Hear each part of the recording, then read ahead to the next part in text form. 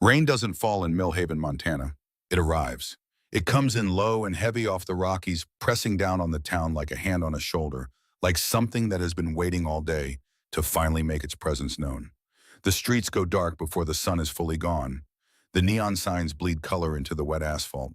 The mountains disappear behind clouds so thick and black they look like the edge of something permanent. And in the parking lot of a converted auto repair shop 6 miles northeast of town, a single man stands in the downpour. He is 68 years old. He is not tall in the way that draws attention. He is built in the way that keeps it. Wide through the shoulders, narrow through the jaw, with a stillness in his posture that doesn't come from confidence alone.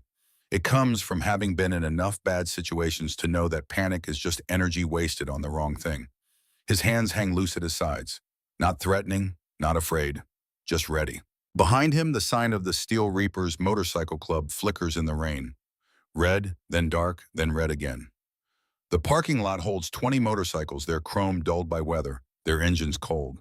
Through the windows of the main building, shadows move. Big shadows, loud ones, the kind that travel in groups because they stopped trusting themselves alone a long time ago. The man in the rain doesn't move. Water runs down the lines of his face, tracing every year, every scar, every decision that brought him to this particular parking lot on this particular night. His eyes are the color of winter sky. Pale blue and clear, the eyes of a man who has seen enough of the world to stop being surprised by it, but not enough of the good parts to stop believing they exist. His name is Roy Weston, and for the first time in 15 years, he is exactly where he was trained to be. His voice when it comes is quiet, barely louder than the rain. 48 hours, he says to no one. That's all it took. 48 hours to go from a man who made pizza for a living to a man standing in the dark outside the most dangerous address in 3 counties.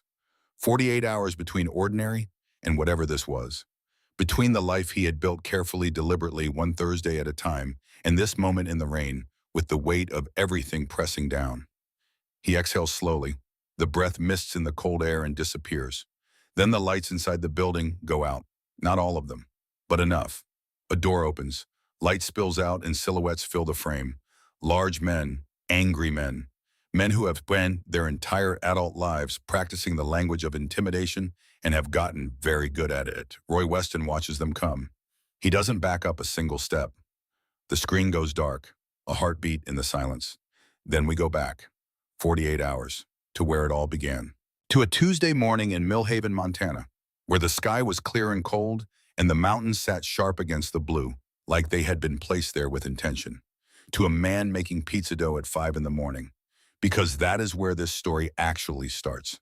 Not in the rain, not in the parking lot, but in a small pizza shop on the corner of Main and Clifford, where a man with scarred hands and a country music radio station that hadn't updated its playlist since 1992 began his day the same way he had begun every day for the past 15 years, by keeping a promise to a woman who was no longer alive to hear it.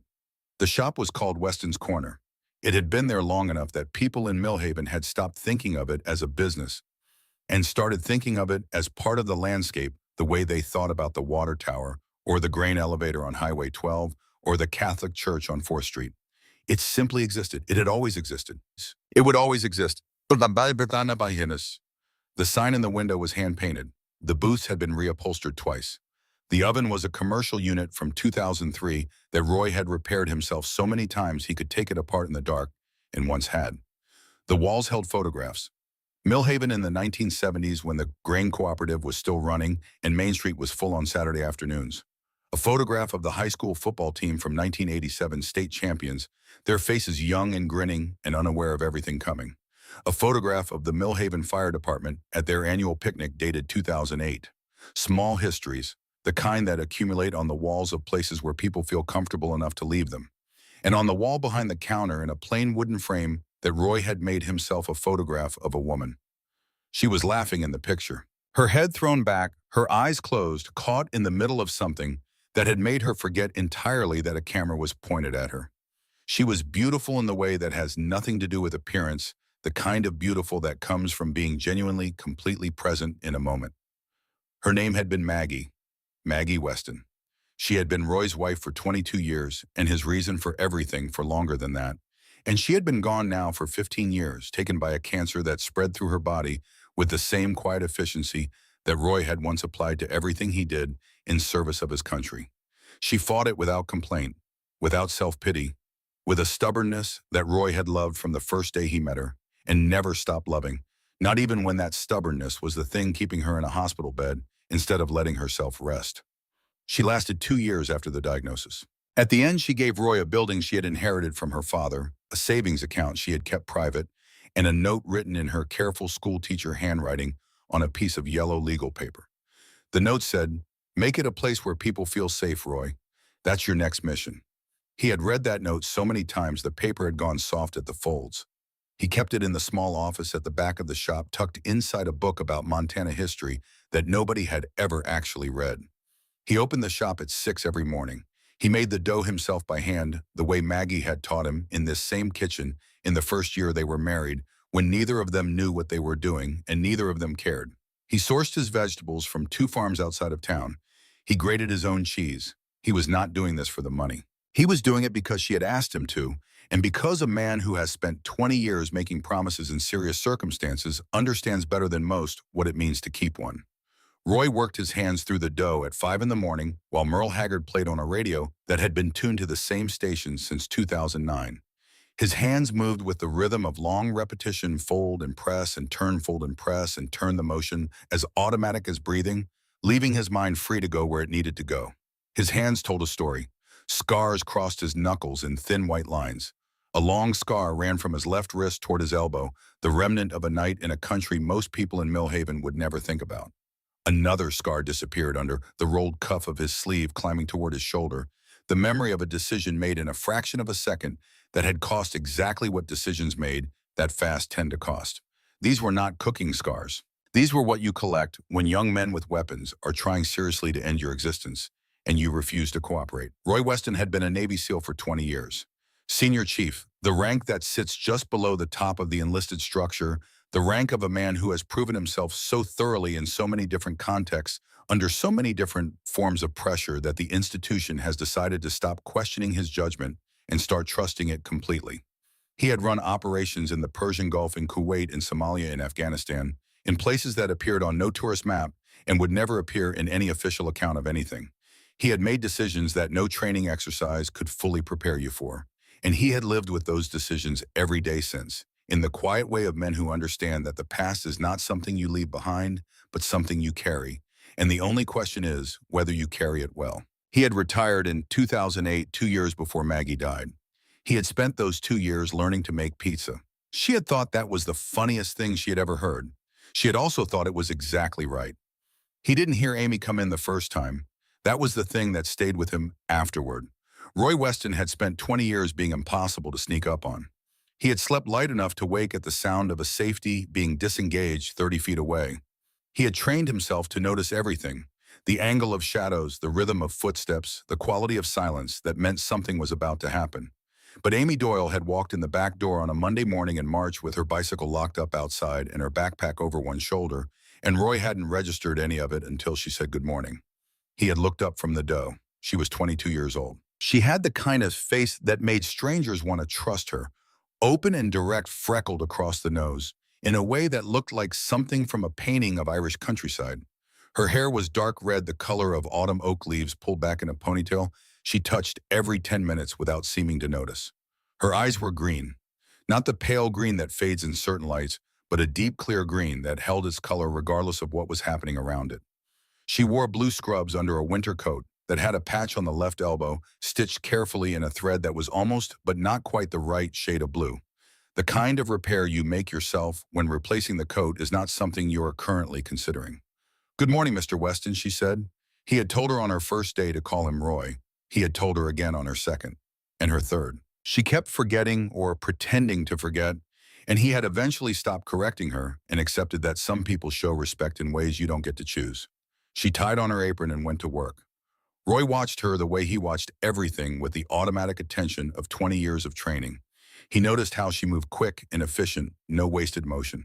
The movement of someone who had learned early that time was not something you had in excess. He noticed the way she checked her phone every 40 minutes, not to scroll or distract herself, but to read a message, type something brief, and put it back in her pocket with a small expression of relief. He figured out who she was checking on within the first week. Tommy Doyle was 10 years old. He had a congenital heart defect, a malformed valve that had been identified at birth and monitored carefully for a decade with the understanding that eventually it would need to be corrected surgically. The surgery was not experimental. It had a high success rate and a recovery time that most pediatric cardiologists described as manageable. It cost $80,000. The Doyle family had $42,000 saved. Amy worked 3 jobs. She delivered pizzas for Weston's Corner during the day. She worked the night pharmacy counter at Millhaven Medical from 10 until 2 on Tuesday, Thursday, and Sunday. On weekends, she babysat for 2 families on the north side of town, families with young children who needed care, and didn't ask too many questions about why the girl watching their kids looked perpetually tired. Her mother, Patricia, cleaned houses. 4 houses a week, sometimes 5, the kind of work that pays in cash and costs in ways that don't show up in any accounting. Her father had died when Amy was 16. Life insurance had run out 2 years after that, around the same time Tommy's medical needs were becoming impossible to ignore, and the number 80,000 had begun appearing in every conversation the family had about the future. Amy kept a small notebook with a red cover. Roy had seen it once when it fell from her coat pocket, and she retrieved it quickly with the expression of someone reclaiming something private. He hadn't asked about it, but over the following weeks he had noticed the precision with which she counted her tip money at the end of each shift. She counted it twice, then a third time. Then she wrote something in the notebook. He understood what she was doing. She was running a number in her head every day, every shift, every dollar added to or subtracted from a figure that represented the distance between where she was and where Tommy needed her to be. Turning it into data because data felt like control and control felt like hope. Roy had started putting $40 in a plain envelope every Thursday. He kept the envelope in the back office in the drawer under his register. He added to it without ceremony, and he told himself it was a business decision, and he mostly believed it. Amy didn't know about the envelope. He intended to keep it that way until the amount in it mattered enough to say out loud. The relationship between Roy Weston and Amy Doyle built itself without either of them trying to build it. It built itself through repetition, through proximity, through small moments that don't seem like anything at the time and turn out to be everything later. It built when Roy fixed her bicycle without being asked, replacing the rear brake cable on a Tuesday afternoon and saying nothing about it except that the old one was about to go. It built when she brought him coffee one morning, exactly the way he drank it, black and strong, even though he had never once told her how he took it. It built through the way she talked to Tommy on the phone, the brightness she put in her voice that was genuine but also effortful, the brightness of someone who has decided that the person they love will not hear them worry. Roy heard the effort. He recognized it. It was the same effort he had made in phone calls from forward operating bases in countries with poor satellite coverage, the same calibration of voice and word designed to reassure someone far away that everything was fine when fine was not the most accurate description available. She didn't talk about her father much. Once on a slow Wednesday afternoon when the lunch orders were done and dinner prep hadn't started, she had been wiping down the counter with the energy of someone who needed to be doing something with their hands while they thought. She mentioned her father in a single sentence, something he used to say, then stopped herself mid-thought and changed the subject so smoothly that another person might not have noticed the change at all. Roy noticed. He didn't press. He had learned a long time ago that some silences are load-bearing. You push on them and things fall. The moment that mattered most happened on a Thursday afternoon in October, 3 weeks before the night that changed everything. Amy had been straightening the photographs on the wall, a task she did periodically, and without being asked, and she paused in front of the picture of Maggie. She studied it for a moment, the way you study something that interests you when you think no one is watching. She looks like someone who laughed a lot, Amy said. Roy's hands stilled in the dough. She was, he said, every single day. A moment passed between them. I'm sorry you lost that, Amy said. She said it simply without performance, the way you say true things to people when you have decided they can handle them. Roy looked across the kitchen at this 22-year-old girl with the patched coat and the red notebook, and the brother who needed surgery, and something in his chest tightened in a way he recognized and had not felt in a long time. I'm sorry you're carrying so much, kid, he said. Amy nodded once, then she finished straightening the photographs and went back to work. Roy thought about that exchange for the rest of the day. The way 2 people who don't know each other well can sometimes locate each other with perfect accuracy in the space of a single sentence. He thought about the daughter he and Maggie had never had. They had tried for years. It never happened. He had carried that absence quietly for a long time, a small grief inside a larger life. the kind that doesn't announce itself but shows up in unexpected moments. Looking at Amy, sometimes the absence felt less like loss and more like a door he hadn't known was still open. He didn't say any of this out loud. He was 68 years old and he had learned the difference between what you felt and what you said. October in Montana turns cold before you're ready for it. It comes without apology. One week the leaves are changing and the afternoons are still warm enough to eat outside. Then overnight the temperature drops 20 degrees, the mountains wear white, and the cold settles into the town like it owns the place, because in a meaningful sense it does. On the Thursday that changed everything, the cold arrived ahead of schedule. Roy opened the shop at 6 as always. 4 batches of dough sauce, prep cheese, grated vegetables sliced. The morning orders came in steady. The county planning office called in their usual combination. The construction crew on Highway 12 ordered lunch for 14, a few walk-in customers. The particular manageable rhythm of a small business in a small town. Amy came in at 8:30. She looked tired in the way that has a source, not the loose tiredness of poor sleep, but the directed tiredness of someone who had been awake for something specific. Roy noticed it and said nothing. The afternoon moved slowly. Johnny Cash gave way to Waylon Jennings on the radio. The light through the front windows went from sharp to flat as clouds moved in off the mountains. Roy prepped the evening mise en place and watched the sky outside and felt the particular unease that had no object, yet the low-frequency awareness that something was gathering. At 4 in the afternoon, Amy pinned a new order to the corkboard. Roy dried his hands and looked at it. 5 large pizzas. Pickup at 7:30, delivery by 7:45. Address, Steel Reapers, MC, Old Creek Road, 6 miles northeast. He looked at the address for a moment longer than he looked at most things. Then he looked at Amy. She was already wiping down the prep station with her particular efficiency, moving with the focused energy of someone who has already had the internal conversation and reached a conclusion and is now simply waiting for the external conversation to catch up. "I'll take that delivery," Roy said. She didn't stop wiping. "I've got it, Mr. Weston." Amy, she looked up. His voice was level. His expression was what she had learned to call his quiet face, the face he wore when something mattered more than he was going to say out loud. "Let me take that one." She set down the cloth. She straightened. "I need the tips," she said. "Tommy's surgery is in 3 months. Every dollar counts." The words were simple and offered no room for argument because they were not an argument. They were just the truth. Roy looked at her for a moment. He thought about the envelope in the drawer. He thought about the red notebook. He thought about what $42,000 and climbing felt like, when you were the one carrying it toward a number that kept staying ahead of you no matter how fast you moved. He thought about what he knew about the Steel Reapers MC. "All right," he said finally. He said it in the voice she had learned to recognize as the voice he used when he had decided to let something happen, while privately deciding what he was going to do about it. "But you call me when you get there," he said, "when you hand over the pizzas, when you leave." "All 3 calls," she nodded. "Amy," she met his eyes. "I've seen enough of this world to know when something doesn't sit right. This doesn't sit right. So if anything feels off when you get there, you leave. Leave the pizzas. Leave the money. Don't explain and don't apologize. Just go." "I understand," she said. He looked at her a moment longer. "Pride isn't worth your safety," he said. "No amount of money is." "I understand," she said again. She said it in the way of a person who understood the words, but had already weighed the risk and decided it was acceptable because the alternative, the smaller number in the notebook, the surgery still 3 months away, felt like a different kind of danger. Roy packaged the 5 pizzas in the insulated delivery bag. He checked each box. He added napkins and paper plates, the small reflexes of preparation. He handed her the bag. He watched her zip her jacket. He watched her take the bag and settle it in the basket of her bicycle, her taillight blinking red in the October dusk as she turned onto Clifford Street and then onto Main, and then disappeared around the corner at the end of the block. Roy stood at the window until there was nothing left to watch. Then he went to the back of the shop. He cleaned the prep station. He wiped down the oven doors. He mopped the floor. His hands worked independently of his mind, which was 6 miles northeast of town, on a bicycle on a county road in the dark. The radio played a sad song about a man who loved someone and lost them. Roy turned it off. The silence had weight to it. Direction.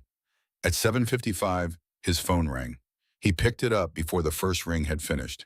Amy's voice came through unsteady with the unsteadiness of someone working hard to sound calm. "I'm here," she said. "They're opening the boxes." He could hear the background and engine idling music thumping from inside a building.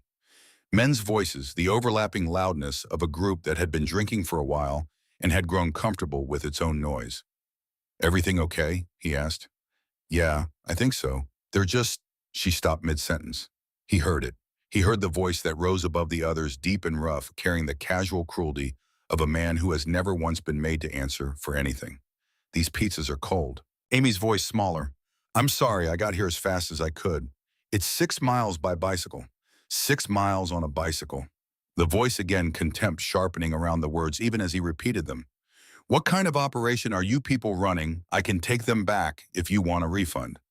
The sound of cardboard hitting pavement. More than one box, a beat of silence. Amy's voice barely audible. "Please, I didn't mean to." The sound of flesh hitting flesh. A single sound, sharp and flat and final. Amy was not speaking anymore. There was the sound of her hitting the pavement, the clatter of her phone skittering across asphalt. Then laughter, real laughter, easy and warm, the laughter of men who found this genuinely funny. The phone didn't disconnect. Roy heard all of it.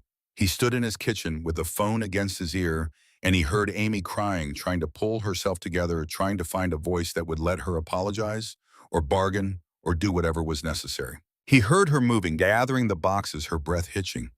He heard footsteps. He heard someone pick up her phone from the ground. And then the voice, close now, speaking directly into the microphone, with a deliberateness that told Roy everything he needed to know about the man on the other end. "You hear that, old man?" the voice said. "That's what happens when you send little girls to do a man's job. Next time, deliver the pizza yourself.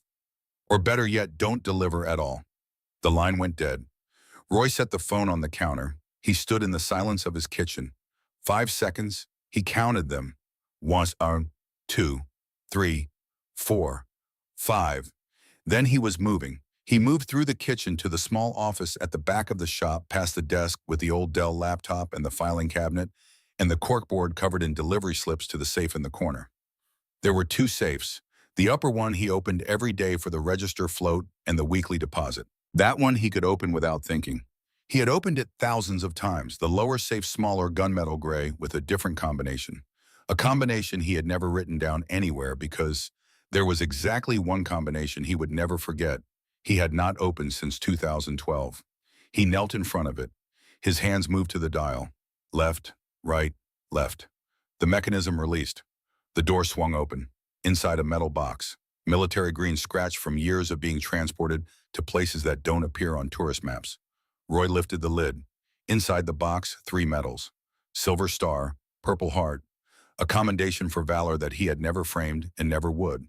Beneath the medals, a folded flag presented at Maggie's memorial service, the words, "Thank you for her service as a military spouse," printed above a signature he had never looked at closely enough to read. Beneath the flag, a photograph. 4 men in desert camouflage weapons slung across their backs, standing in a row with the ease of men who are very comfortable with both weapons and each other. The date was written on the back in marker. March 2004, Fallujah, Iraq. Roy looked at the photograph. He looked at his own face, 24 years younger. Harder in the way that sustained field service makes you hard, the way carbon is compacted under pressure. The man to his left was Hank Pruitt, weapons specialist. Could build an explosive device from materials available at any hardware store, had done so on multiple occasions in the service of his country, and had retired to a property outside Cody, Wyoming, where he raised cattle and answered the phone on the first ring for exactly 2 people in the world. The man to Hank's left was Cal Briggs, sniper. 12 years of active duty, not one missed confirmed shot. Cal lived somewhere in the hills outside Laramie and still shot targets at 1,000 yards on Tuesday mornings because, as he had explained to Roy once, some things you keep sharp because you never know. The man on the far right was Frank Tesoro. Frank had been Marine Corps Force Reconnaissance attached to their unit for a joint operation in the second week of March 2004. He had been 28 years old in that photograph. Lean and dark-haired and carrying a nervous energy that Roy had identified immediately as the energy of a man who had something to prove, probably to himself. Roy looked at Frank's face. He thought about what he had found on the screen 20 minutes ago when he searched the name Danny Tesoro. He set the photograph aside. At the bottom of the box, the satellite phone. Military issue mid-2000s model, the kind of hardware that had no market value anymore and every practical value imaginable. It worked anywhere in the world that had sky above it. One contact list. Not updated in 15 years. Roy picked it up, powered it on. The screen glowed green in the dim office. He scrolled to the name. Hank Pruitt. He pressed call. 2 rings. A voice answered, rough with sleep, the voice of a man woken by a phone that hasn't rung in a decade and is recalibrating fast. This number's been dead for 15 years. Who is this? It's Roy. Silence. Then Roy Weston. Yeah. Jesus Christ. I thought you were dead. Not yet. A beat. What's wrong? Roy looked at the medals in the box, at the photograph, at the phone that connected him to a past he had been content to let settle into the ground. I need help, Hank, he said. I need it tonight. Give me 3 hours. I'll bring Cal. Good. What are we walking into? Roy looked out the small window of his office at the dark street beyond, at Millhaven, sleeping peacefully at the mountains, invisible behind the night. A motorcycle club, he said. Steel Reapers, MC. Old Creek Road, 6 miles northeast. Drugs extortion. One of them just put my employee on the ground. Hank was quiet for a moment. How bad? She'll be all right, but it can't stand. Understood. What do you want the outcome to be? Roy thought about Amy counting tip money 3 times. He thought about the red notebook. He thought about Tommy Doyle and the surgery and the $80,000 that kept staying ahead of where the family was. I want to make sure it never happens again, he said. 3 hours, Hank said. Don't do anything stupid before we get there. Roy ended the call. He set the satellite phone on the desk beside the photograph. He opened the Dell laptop. He typed Danny Tesoro into the search bar. He hit enter. The results loaded. He read them once quickly. Then again slowly, the way you read things when the first pass has told you that the second pass is going to cost you something. Danny Tesoro, 34 years old, leader of the Steel Reapers, MC. Multiple arrests across a decade, assault, drug possession, intimidation. Nothing had ever stuck, which in Roy's experience indicated either very good lawyers or a system that had been arranged to accommodate the outcome. In this case, from what the public records suggested, the answer appeared to be both. Roy opened a second search. He typed Frank Tesoro, Montana. He read what came back. He sat back in his chair. The office was small, 4 steps in any direction, and you hit a wall. Roy had never minded small spaces. Small spaces were simple. Everything you needed was within reach. He sat with what the screen was telling him for a long moment. Then he understood what he was actually dealing with. Not a criminal operation with a villain at its center. A story, a long one, with a man he had known standing in the middle of it and a debt that had apparently been accruing interest for 16 years without either of them knowing. He looked at the Dell's screen. He looked at Frank Tesoro's prison photograph taken in 2010 at intake to Montana State Correctional, the face of a man who had spent his whole adult life running from something and had finally run out of road. He looked at Danny Tesoro's booking photo from 2019, the face of a younger man wearing the particular expression of someone who has learned that anger is the most reliable currency available to him and has been spending it freely for years. Same jaw, same set to the mouth, same thing behind the eyes, buried differently in each of them, but present in both. Roy had missed it the first time through the search results. He didn't miss it the second time. He closed the laptop. He needed to verify it, but he was already certain. He had learned over 20 years of operating in environments where the cost of being wrong was paid immediately to trust the pattern recognition that happened below the level of deliberate thought. It had kept him alive more times than he could count. It was telling him something now. He picked up the satellite phone one more time. He would call the prison tomorrow, verify the connection, understand what he was working with before he called in 2 men who had driven through the night to be here. For now, he put the photograph back in the box and closed the lid. He closed the safe. He went to the front of the shop. He called Amy. She didn't answer on the first ring, or the second, or the third. On the 4th ring, her voice came through, controlled in the way you get controlled after the first wave of something passes, and what remains is just the work of getting through it. Roy, she said, where are you? Almost back. Are you hurt? A pause. I'm okay. He let that sit for exactly 1 second. Come here first, he said, before you go home. She came through the door 11 minutes later. Her coat was torn at the right shoulder. Her jeans had road grit on the knee from where she had gone down. The left side of her face was swelling red, already the kind of swelling that would darken and deepen by morning. Her lip had been split and had stopped bleeding. A thin line of dried blood ran along her chin that she had tried to clean away somewhere along the road home. She was standing, she was moving. She was holding herself together with the determination of someone who has decided that falling apart is a luxury she cannot currently afford. Roy was around the counter before she reached it. She flinched when he moved toward her. Small, automatic. the reflex of a body that had recorded what just happened and was not yet certain the recording was finished. Then she caught herself and steadied and let him guide her to the chair behind the counter. He didn't touch her face. He didn't rush. He moved slowly and spoke in the voice he had learned to use in environments where panic was the most dangerous thing. Present, the voice that says everything is under control, especially when it isn't. "Tell me what happened," he said. He already knew. He asked because she needed to say it. She told him. He listened. He listened to all of it. The cold pizza and the boxes thrown down and the $50 taken from her pocket while she was on the ground. The laughter, the voice on the phone. She told it steadily without drama, the way Amy Doyle tended to do things, straight through, no embellishment. When she finished, Roy asked one question. "Did he do anything else?" She shook her head. "He took the money and told me to leave." Roy nodded. His jaw was tight. One muscle along his cheekbone contracted once briefly, then released. His voice stayed level. "Where are they now?" "Still at the clubhouse." There were 12, maybe 15 of them. He thought about the $50. Amy counted every cent. $50 was 4 hours of work. $50 was one step closer to 80,000, which was one day closer to a surgery that Tommy Doyle needed to be alive in 10 years. Roy looked at her, at the torn coat, at the swelling that would be worse by morning, at the hands she was trying to hold still and almost managing to. He thought about the daughter he and Maggie never had. He thought about Maggie's note. "Make it a place where people feel safe. I want you to go home," he said. "Rest tonight." She started to argue. He waited until she looked at him directly. "You did nothing wrong," he said. "Not one thing. What happened tonight was their fault, and entirely theirs. Don't carry their shame." Something in his voice, not the volume of it, which hadn't changed, the quality underneath. The voice of a man who has made a decision, not in anger, not in haste, but with the specific calm of someone who has been here before and knows what it is and has done the accounting already. Amy looked at him for a moment. She gathered her bag. She stood, winced, steadied. At the door, she turned back. "Mr. Weston," she said, "please be careful." Roy looked at her across the kitchen. "I've been in worse situations than this," he said, "a long time ago." She didn't look entirely convinced, but she went. The door closed. Roy stood alone in his pizza shop. The ovens ticked as they cooled. He looked at Maggie's photograph on the wall, her head thrown back, her eyes closed, the laugh that had filled every room she was ever in. He looked at her for a moment, then he went back to work. He cleaned the prep station. He wiped down the oven faces.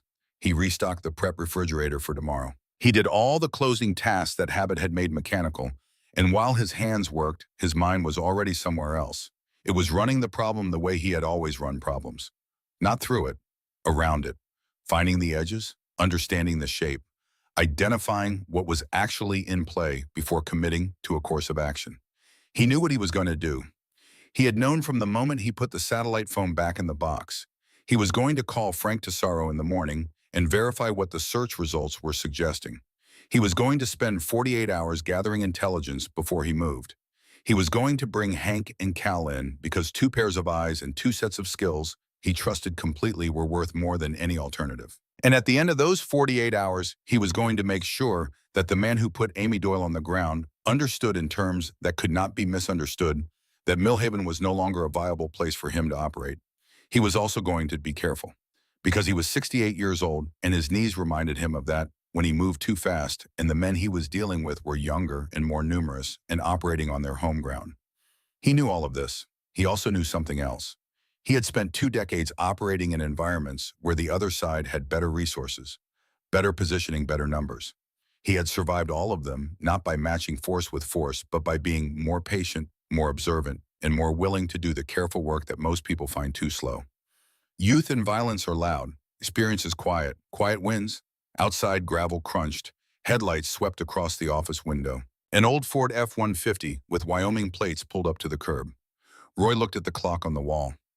8:51. Hank had made it in under 3 hours. Roy set down the cleaning cloth. He moved through the kitchen to the front door, unlocked it, and stepped outside. Hank Pruitt was standing in the parking lot, gray-bearded and leather-jacketed, and wearing the expression of a man who has driven 160 miles in the dark because he was asked to, and would drive it again without needing to be asked twice. Beside him, Cal Briggs, taller, leaner, with pale gray eyes that had spent years looking through scopes at targets 1,000 yards away. Cal said nothing. He nodded once. Roy looked at them. 2 old men who had no business doing what they were about to do. Two men who would do it anyway. 20 years, Hank said. 20 years, and the first thing you do is call me into something like this. Roy held the door open. Come inside, he said. I'll tell you everything. They went in. Roy locked the door. He flipped the sign in the window to closed. He started the coffee. And somewhere in the distance, 6 miles up Old Creek Road, the Steel Reapers MC drank and laughed and had no idea what was coming. No idea at all. The maps came out first. Roy kept them in a flat drawer under the prep counter topographic maps of the county that he had acquired years ago from a friend at the Land Records office and never had a reason to use until now. He spread the largest one across the stainless steel surface of the prep table and smoothed its edges with the flat of his hand, while Hank poured himself a cup of coffee without asking, and Cal stood at the window looking out at the empty street with his arms crossed and his pale eyes moving in small, systematic arcs across the dark. Roy put his finger on a point 6 miles northeast of where they were standing. Old Creek Road, he said. Former auto repair shop converted. Main building, 2 outbuildings. What looks like a modified barn they use for storage. Property sits back about 200 yards from the road. Tree line on the south and east sides. Open ground to the north. Hank leaned over the map. How many? 20 confirmed. Possibly more that cycle in and out. Weapons assume everyone is armed. Pistols at minimum. They cook methamphetamine on that property. Men who cook meth and run a protection operation in 3 counties do not leave themselves underarmed. Cal hadn't moved from the window. Security setup, he asked without turning around. Unknown, Roy said. That's what tomorrow is for. Hank looked up from the map. 48 hours, he said. That's what you said on the phone. That's what I said. And at the end of 48 hours, Roy looked at the map, at the point his finger had been resting on, at the 6 miles of county road between that point and where he was standing. At the end of 48 hours, he said, we make them understand that staying in Millhaven is no longer a viable option. Hank absorbed this. By viable, you mean? I mean costly in ways they are not prepared to absorb. Cal turned from the window. He looked at Roy with the pale, steady eyes of a man who has spent his career making precise calculations about distance and wind and the physics of a bullet in flight. You're not talking about killing anyone, Cal said. It was not quite a question. No, Hank set down his coffee. Roy, he said, we're 66 and 64 years old. Between the 3 of us, we have 1 functioning knee, 1 partially reconstructed shoulder, and enough accumulated soft tissue damage to fill a small medical journal. You understand that, right? I understand that. And you're proposing that the 3 of us spend 48 hours conducting surveillance on an active criminal organization and then execute some kind of operation designed to make them voluntarily relocate. That is essentially what I'm proposing. Hank looked at Cal. Cal looked at Hank. Something passed between them that had no words. It was the specific communication of men who have operated together long enough that language has become optional for most things. Hank picked up his coffee again. All right, he said, walk us through what you know. Roy walked them through it. He told them about Amy. He told them about the delivery and the phone call and the sound of the slap through the speaker and the laughter that followed it. He told them about Amy walking back through the door with her face swollen and $50 missing from her pocket and her hands working hard to hold still. He told them about Tommy Doyle and the surgery and the red notebook. He told them about the safe in the back office and the photograph from Fallujah. He told them about Frank Tesoro, and then he told them about what he had found when he searched the name Danny Tesoro on his old Dell laptop in the small hours after Amy had gone home. He laid it out carefully the way he had always laid things out, not dramatically, not with any flourish, just in sequence, one fact after another, because facts in sequence tell you more than facts in isolation. And he had found over a long career that the people worth talking to already understood that. When he finished, the kitchen was quiet. The ovens had fully cooled. The radio was off. Outside, something moved in the alley behind the shop. A cat, probably, or the wind working at a loose piece of signage. Roy registered it and dismissed it in about a quarter of a second. Hank said, "You're sure about the connection?" "I ran it 3 times, Roy said. Cal said nothing. He was looking at the map again. Looking at the 6 miles between Weston's corner and the Steel Reapers property on Old Creek Road. It's the same family, Roy said. Same name, same timeline. The Marine I pulled out of that burning street in Fallujah and the man who put Amy on the ground tonight and are connected by a line that runs directly through my decision to go off mission 20 years ago. And you think that matters, Hank asked? To the operation, Roy looked at the photograph he had set on the counter. I think it might be the only thing that matters, he said. Hank looked at the 4 young men in desert camouflage, at Frank Tesoro on the far right with his nervous energy, and his empty rifle in his 28 years. He said, "We start surveillance at 5 tomorrow morning." Roy nodded. "Cal, I'll need a position with clear sight lines to the main building and both outbuildings. Something with concealment. 150 meters minimum from the perimeter." "There's a ridge on the south side," Roy said. "Used to be a hunting blind up there. I drove past it a few weeks ago. Still standing." "How's the approach?" "Through the tree line. 90 minutes in the dark if you move carefully. 45 if you don't care about being quiet." "I always care about being quiet," Cal said. Roy almost smiled. They worked until 2 in the morning. They marked positions on the map. They established radio frequencies. They worked out signal protocols, 2 clicks for all clear, 3 for movement, a voice call only if something required immediate decision. They established rally points at 2 locations, one half a mile east of the Steel Reapers property and one at a rest area on Route 12, 10 miles west. They ate leftover pizza from the prep refrigerator and drank too much coffee and moved around the kitchen with the unhurried efficiency of men who have planned operations in worse conditions than a pizza shop at midnight. At 2 in the morning, Hank and Cal went to a motel on the edge of town. Roy locked the shop and went upstairs to his apartment. He did not sleep for a long time. He lay in the dark with his hands folded behind his head and looked at the ceiling and thought about Frank Tesoro. He thought about the man Frank had been at 28, the nervous energy, the need to prove something, the kind of young man who joins a branch of service known for its difficulty because difficulty is the only proving ground that feels sufficient when you are trying to outrun something inside yourself.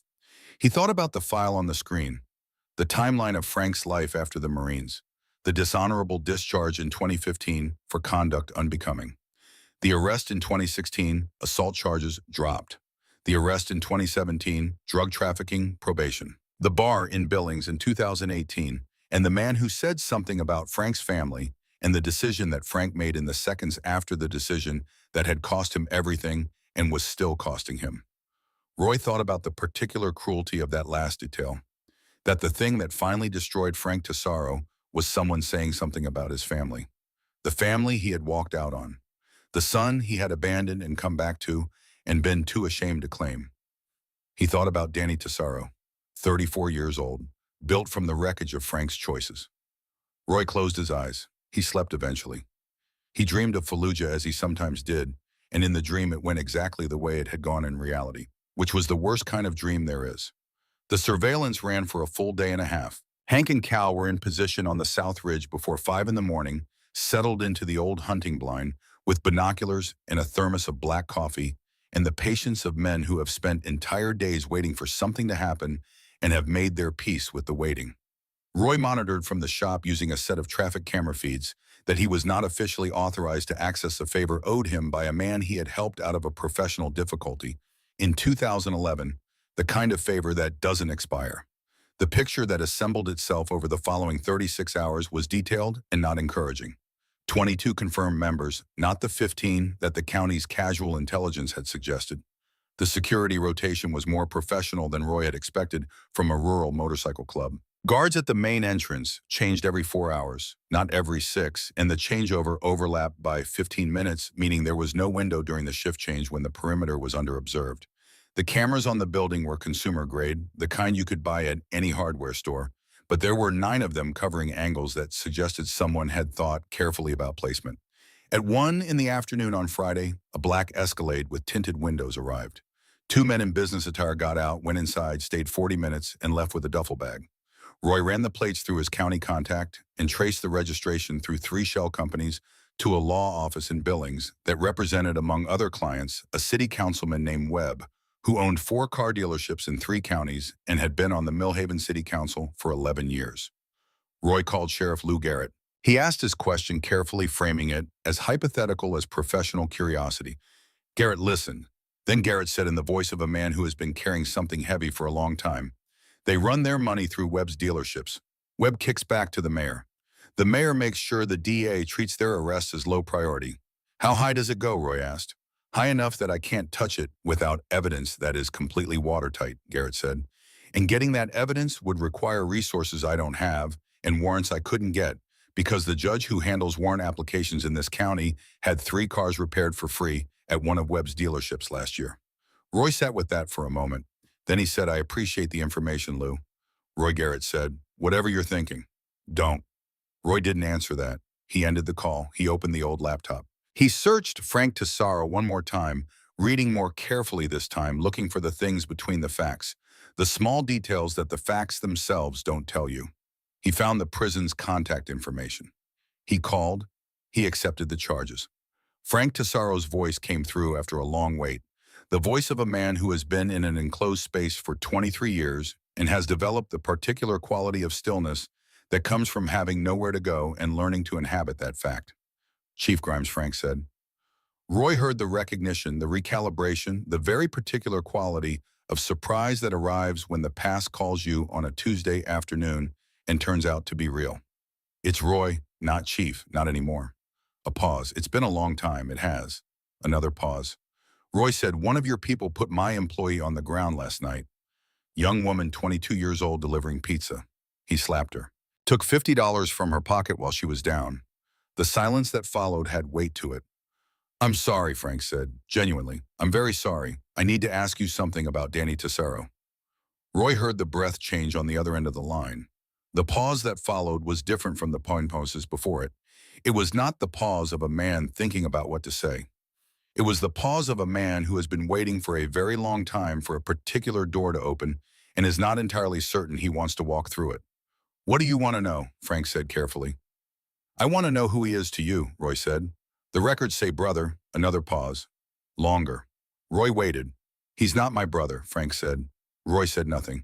He's my son, Frank said. I had him when I was 20. His mother and I weren't together. I wasn't ready. I wasn't anything close to ready. I joined up to escape it, to escape all of it.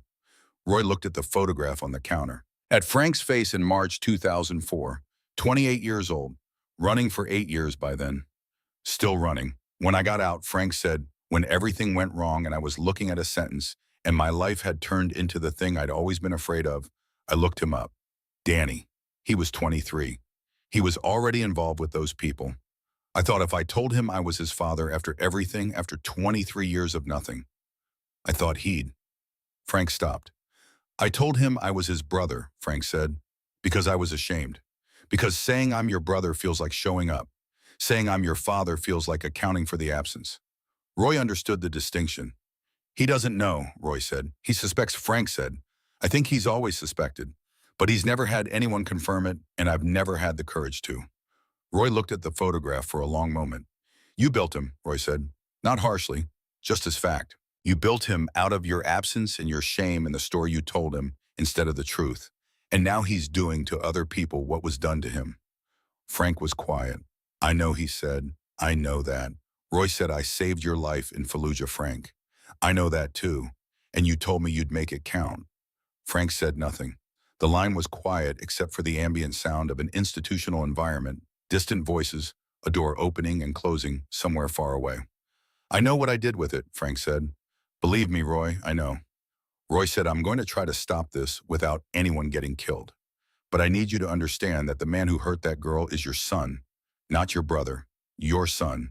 And that if there's anything you can do, anything at all from where you are to help me reach him, I need you to think about that. Frank said, what are you going to do, Roy? Roy said, I'm going to try to reach him the way I once reached you. Another long silence. Then Frank said, I'll think about it. Roy said, don't think too long. He ended the call. He set the phone down. He looked at the ceiling. 23 years old Danny had been when Frank found him. 23 and already building something. Something that filled the space where a father was supposed to be. The way things always fill empty spaces, not with what belongs there, but with whatever is available. Roy thought about that for the rest of the afternoon. The surveillance produced one more piece of critical information. At 6 in the evening on Friday, Cal's voice came over the radio in the flat, precise tone of a man reporting what he sees without editorializing. Movement, he said. Big gathering. Count is climbing.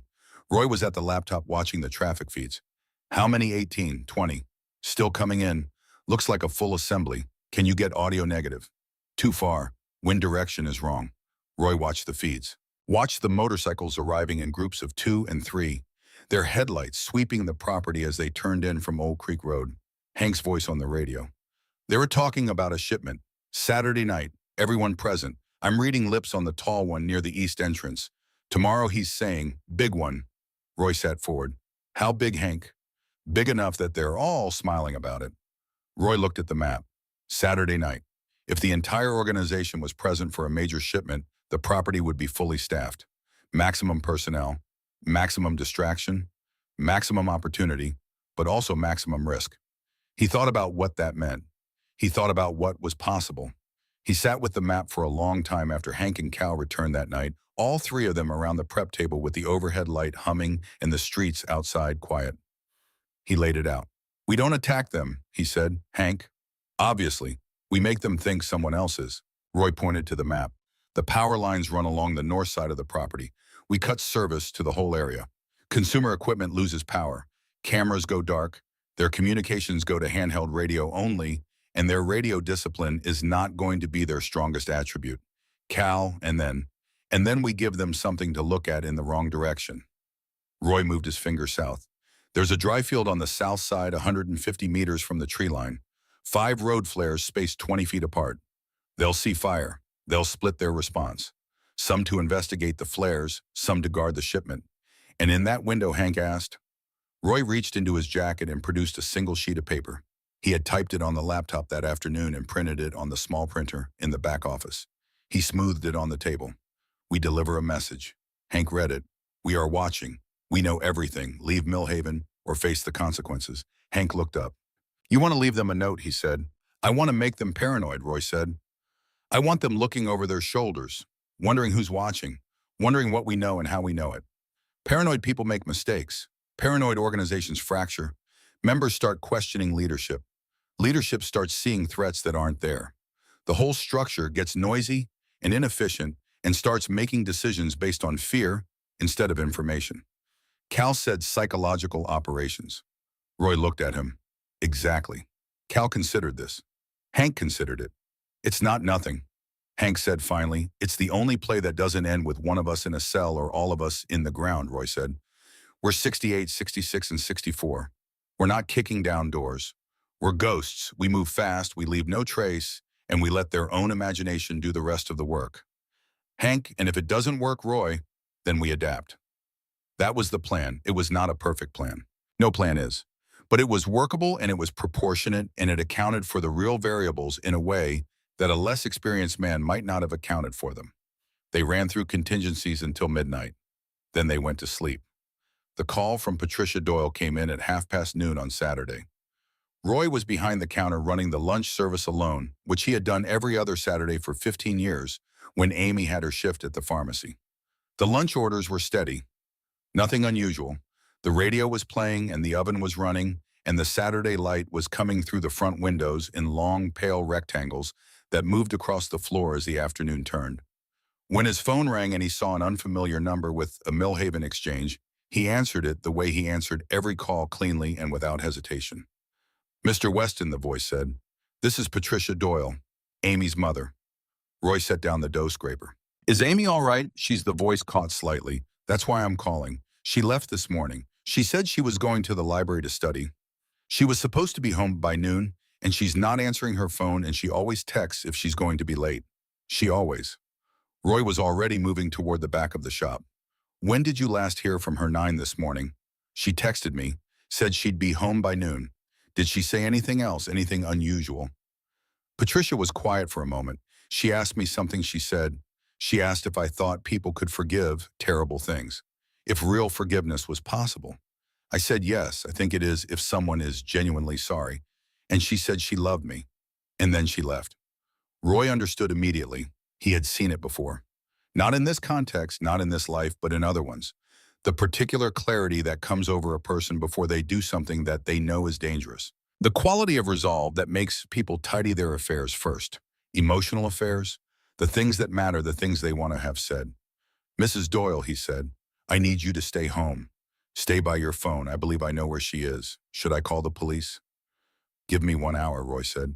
He was in his truck before he finished the sentence. He drove fast. He didn't stop to call Hank or Cal.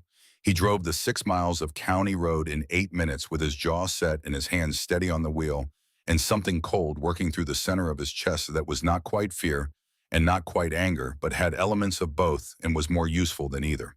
He parked a 1/4 mile from the Steel Reaper's property. He went the rest of the way on foot. through the tree line on the eastern edge, moving low and carefully following the path that memory and 2 days of studying the approach had mapped for him. He reached the tree line's edge and crouched in the shadow of a pine tree, with bark rough against his palm, and looked down at the property below. The parking lot held 14 motorcycles. A Saturday afternoon. Some of the membership had not yet arrived for the evening gathering.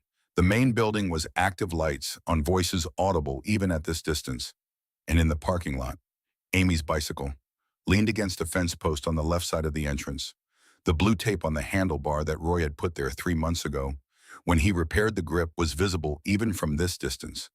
And Amy herself, standing in front of the main entrance, alone, her hands at her sides, her chin up, her posture, carrying the specific quality of someone who is frightened and has decided to act anyway because the alternative is to stay frightened. She was raising her hand to knock on the door for what appeared to be the second or third time the knock of someone who is already committed to this and is seeing it through.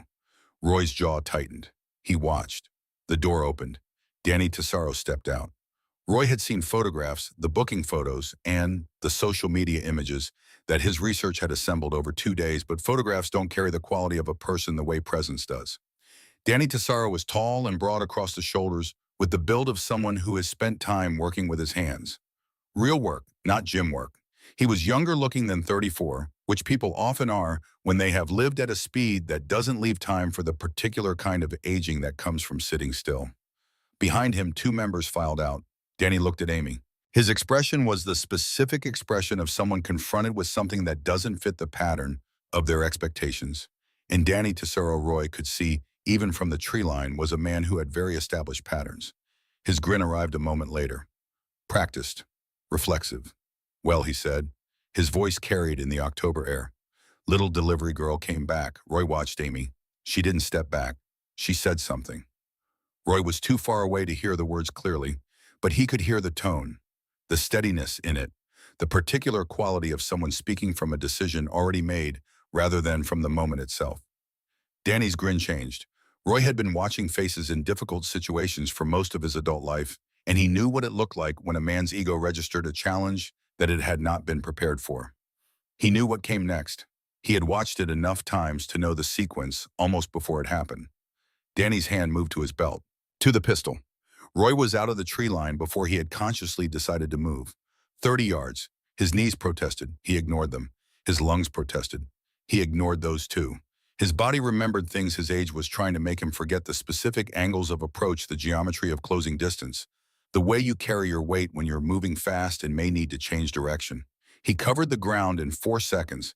He hit Danny Tesoro at the midline, driving his shoulder into the man's sternum, carrying the momentum low, the way you do it when you need to take someone down without letting them get their hands up first. They went down together. The pistol came loose and slid across the pavement. Roy rolled and came up in a fighting stance, weight balanced, hands up, the position his body had defaulted to 10,000 times in training, and a number of times he didn't like to count in practice. Danny came up faster than Roy expected, faster and angrier. The 2 men behind him started forward, and then the rifle shot cracked across the parking lot like a board, breaking sharp and flat and unmistakable. The bullet hit the asphalt 6 inches from the left foot of the man in front. The sound rolled out across the flat ground and the tree line and the dry fields and came back as an echo. Everyone stopped. Cal's voice, when it came over the radio in Roy's ear, was entirely calm. "Next one is in a kneecap," Cal said. "Step away from the old man, both of you." The 2 men stepped back. Danny looked around the property, trying to locate the shooter, his eyes moving across the ridge line in a fast sweep that found nothing.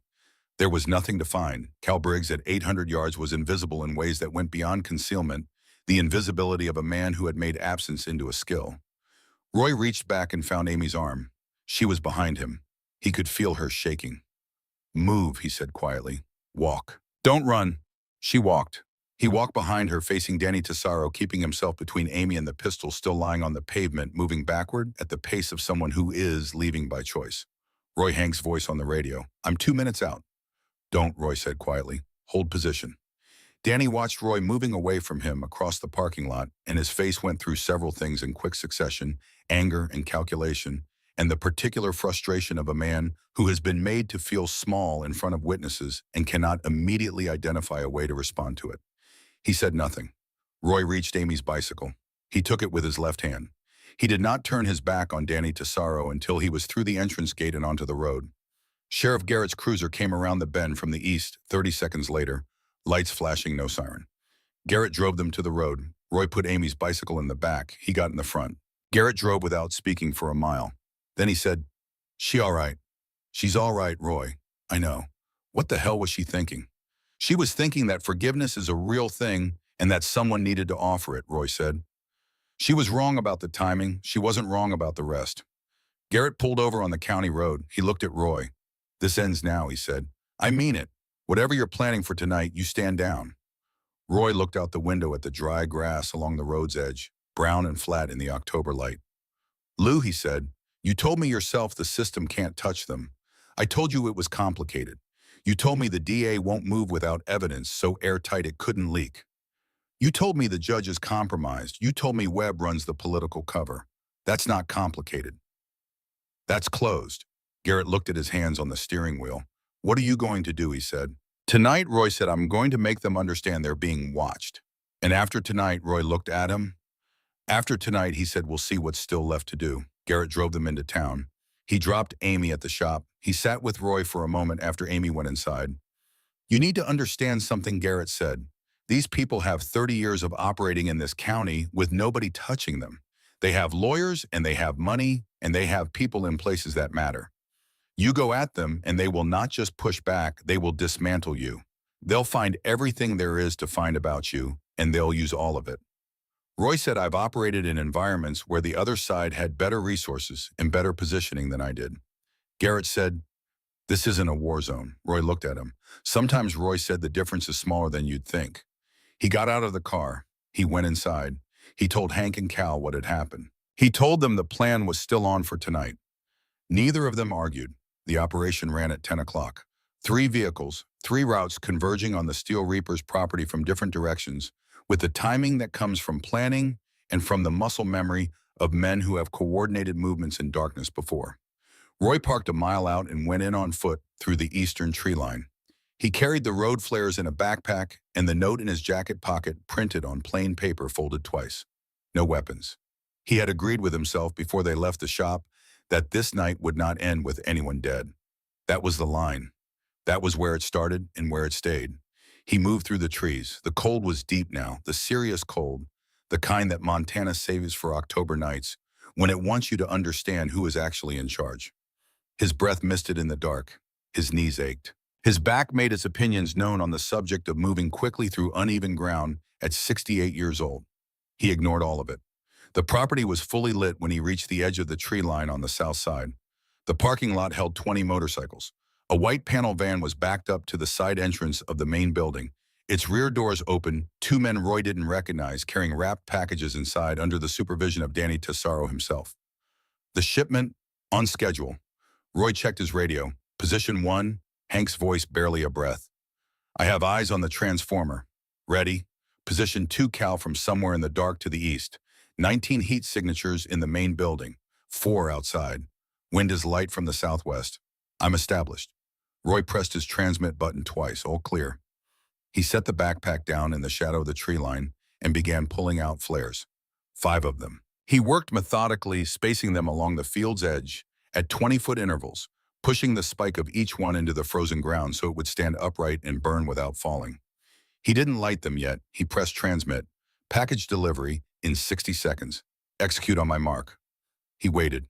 He looked at the property, at Danny Tesaro moving between the van and the building, at the 20 other men moving with the particular loose energy of a group that has been drinking since noon and is now handling something that makes them feel important. "At all of it, Mark," he said. Hank moved first. The charge he had placed on the transformer earlier that day was small and precise, the kind of thing that looks afterward exactly like what it was supposed to look like, which was an equipment failure. There was a sound like a single sharp crack from the north side of the property. Then every light went out. The building floods the pole lamps, the string lights across the parking lot that someone had installed at some point, because criminals, like everyone else, sometimes want their outdoor spaces to look festive. All of it went dark in the same instant. Voices from the property. Shouting. Flashlight beams clicking on phone screens, glowing the scattered light of 20 people trying to orient themselves in sudden darkness. Roy struck the first flare. It bloomed red and furious in the night, the particular red of road flares urgent and unmistakable, the color of something wrong. He struck the second, the third, the fourth, the fifth. A line of fire in the darkness burning south of the property, impossible to miss, impossible to explain without investigation. From the property, Danny's voice cut through the noise. South side, there's a fire south of the fence. Ray, take 4 men and check it out. Henderson, get the generator running. Everyone else stay on the package. The organization split, exactly as planned. 5 men with flashlights moving toward the flares, their voices carrying in the cold air. What is this? Road flares. Why would someone put road flares in the middle of nowhere? Roy was already moving. He left the tree line on the southeast corner of the property, moving low, staying in the deep shadow cast by the main building. No lights, no noise. His knees complained at the pace he was setting. He noted the complaint and set it aside. He reached the back wall of the main building. No guards on this side. They were all out front protecting the shipment or out back investigating the flares. He pulled the note from his jacket pocket. He unfolded it. He pressed it flat against the back door at eye level, secured it with 2 strips of tape from the roll he had brought. We are watching. We know everything. Leave Millhaven or face the consequences. He was turning to leave when he heard the footstep. Close. 6 feet. A flashlight swept around the corner of the building and caught him full in the face. A young man, 25 at most, one of the ones who had been assigned to stay with the package, now apparently doing a perimeter check that hadn't been part of the original plan. The young man's eyes went wide. He was reaching for his pistol. Roy moved. The distance closed in 2 steps. He grabbed the wrist as the hand closed on the pistol. Grip applied rotational pressure to the joint. The kind of technique that is completely reliable and completely silent, in which Roy had practiced so many times it happened without thought. The pistol hit the ground. Roy caught the young man before he could shout, pivoted behind him, applied the hold. Blood choke, not air. The distinction matters. Air chokes are painful and unreliable and leave evidence. Blood chokes are precise, cause no lasting harm, and produce unconsciousness in under 10 seconds in a calm subject and closer to 15 in someone who is fighting. This one fought for about 12. Roy lowered him to the ground. He checked the pulse, strong and regular. He dragged him behind the dumpster on the east side of the building. He took the man's radio. He moved. Cal's voice in his ear, quiet and urgent. Roy. 2 more coming around the east wall. 20 seconds. Roy ran. He ran toward the motorcycle lot. He dropped between 2 Harleys flat against the cold ground, his face turned away from the flashlight beams that swept the area 2 seconds after he hit the ground. The 2 men came around the corner. Jake, one of them called. Jake, you back here. They found Jake behind the dumpster. Their voices went loud and alarmed. Roy lay between the motorcycles and did not breathe in any way that could be heard. The 2 men picked Jake up and carried him toward the main building. They passed 8 feet from where Roy was lying. Neither of them looked between the bikes. Roy exhaled. He waited 30 seconds. Then he moved through the motorcycle lot to the fence line and over it and into the trees. He was 400 meters into the tree line when Hank's voice came through the radio. Package delivered, Hank said, returning to rally point. Roy pressed transmit twice. Acknowledged. He moved through the dark toward his truck. Behind him through the trees, he could hear the voices from the property changing. The note had been found. Danny's voice rising above the others, reading the words aloud. We are watching. We know everything. A silence fell over the property. The kind of silence that follows the arrival of something that doesn't fit any existing category. Then Danny's voice, loud and angry, and underneath the anger, something else. Something Roy recognized from other contexts, from other operations, the specific quality of a man who is scared and is responding to that fear with aggression, because aggression is the only language available to him. Who the hell is watching us? Danny said. Who is this? Nobody answered, because nobody knew. Roy reached his truck. He started the engine. He drove away with his headlights off until he reached the county road. Then he turned them on. He drove into the night, and he thought it worked. For 4 miles, he thought it had worked. They met at the rest stop on Route 12. 3 trucks in the dark parked side by side. Roy got out. Hank got out. Cal got out.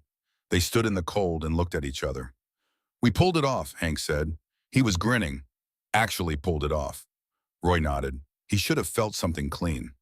The satisfaction of a plan executed well. The particular relief of an operation completed without casualties. Instead, he had the feeling he'd had before in other contexts, the feeling that arrives when things have gone well for too long and the correction is on its way. His radio crackled. He'd forgotten he was still carrying the radio he'd taken off Jake. Danny's voice came through, addressing someone by name. Henderson, get me a line to the Reno chapter. And the Idaho boys. Tell them we have a situation. Roy looked at Hank. Hank had heard it too. Call it 50 men, Roy said, maybe more. Hank stopped grinning. They're reading this as a rival gang move, Roy said. They're not scared. They're mobilizing. Cal said nothing. Roy looked at the radio in his hand. He had spent 48 hours planning an operation designed to end this quietly. Designed to make them feel watched and hunted and isolated until staying felt more costly than leaving. Instead, he had handed Danny Tesaro a threat that looked exactly like the beginning of a gang war. And Danny Tesaro's response to the beginning of a gang war was to call in every ally he had from 3 states and prepare to fight.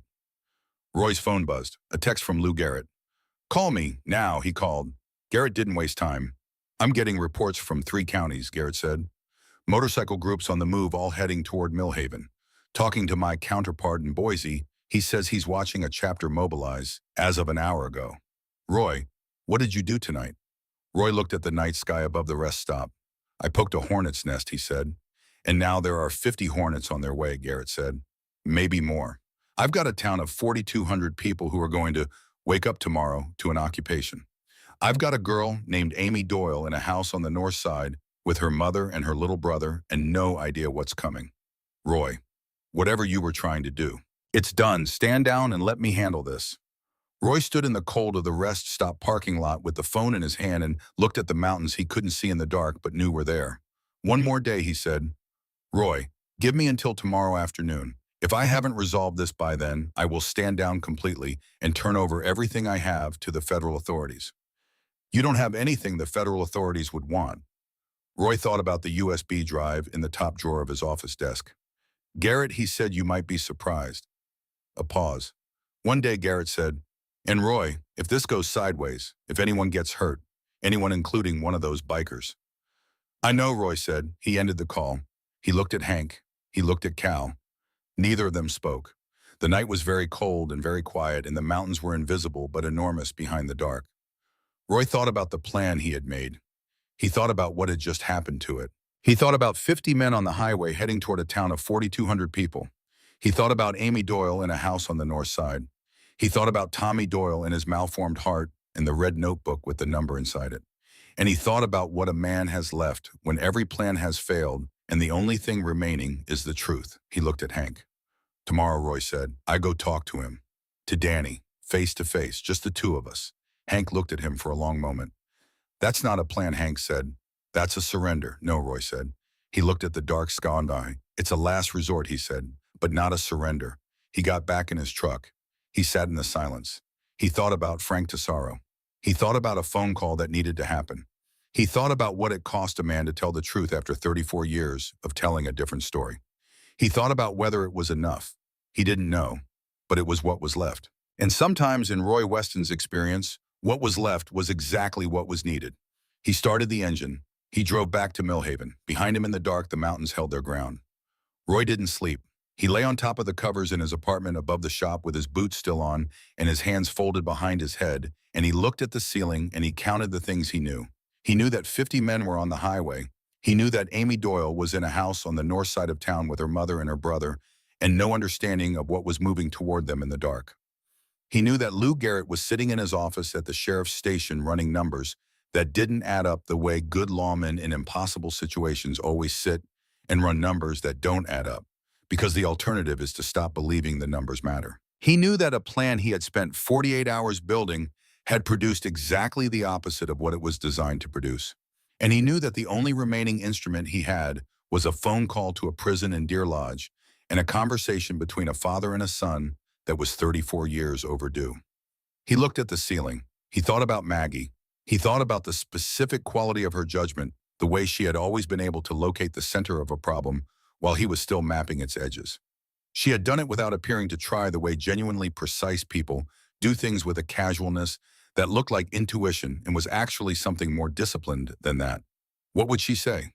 He could almost hear it. She would say, "You already know what needs to happen, Roy. You've known since you read Frank's name on that search screen.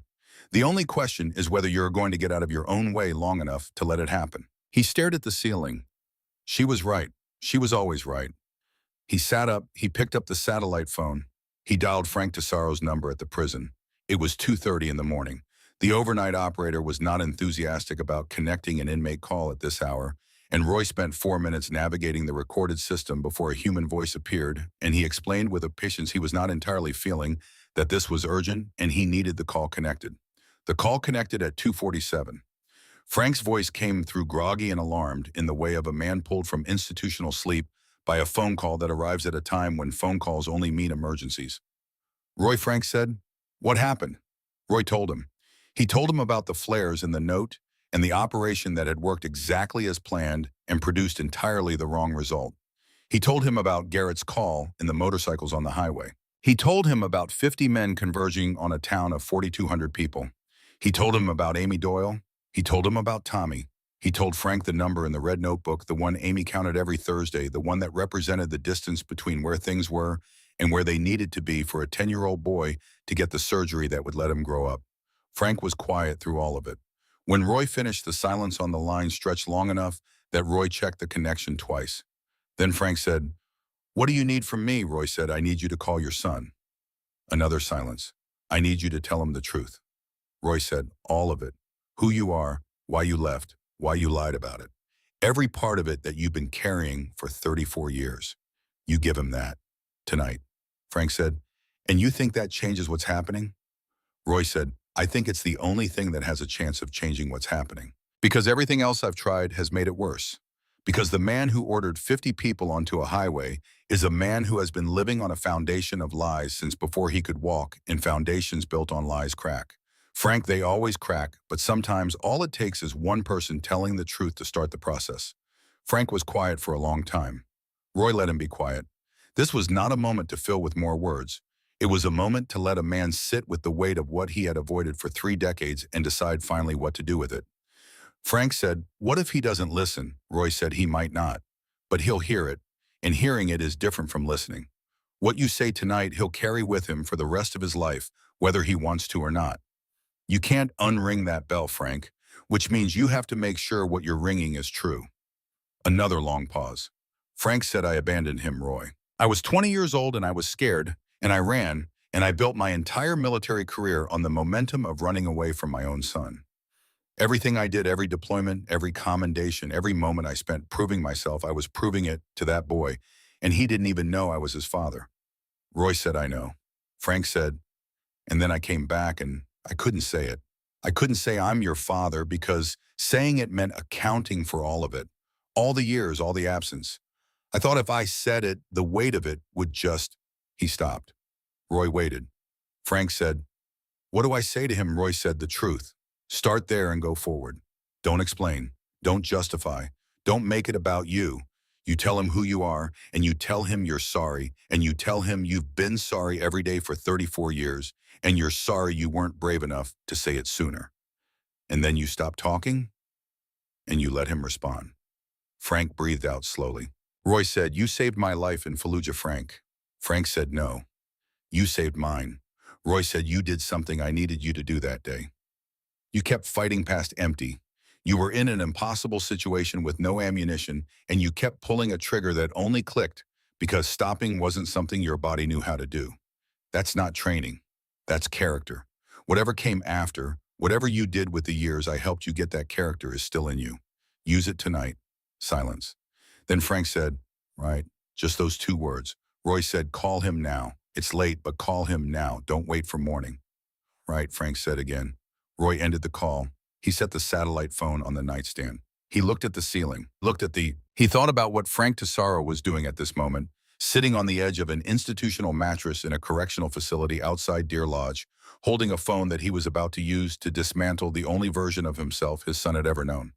He thought about what it cost a man to do that. He thought about what it was worth. He was at the shop before 5. He made coffee and he made dough, and he put the radio on low and he waited. Hank arrived at 6 with Cal behind him.